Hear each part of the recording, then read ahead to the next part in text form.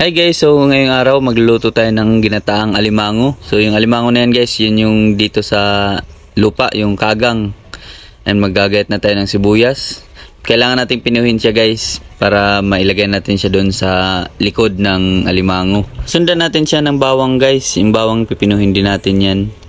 Yan para mahalo silang lahat. And atsal or bell pepper. Atsal tawag din sa amin yan guys. Kailangan din natin pinuhin. Lahat ng ricados natin guys, pipinuhin natin. And lalagyan natin siya ng kinayod na nyog guys. So sa tuwing nagbablog ako guys, yun yung mga fans ko dito guys. Pag nagbablog ako, yan o. Yan, so ihahalo natin siya guys doon sa may yung taba ng alimango guys. Haluin lang natin siya. And kapag nahalo natin guys, ilalagay natin siya sa yan sa bagaw ng alimango. Yan, ganyan na siya guys. Tatalian natin para hindi masira. Yan, nakaabang na sila guys. Yan, lalagyan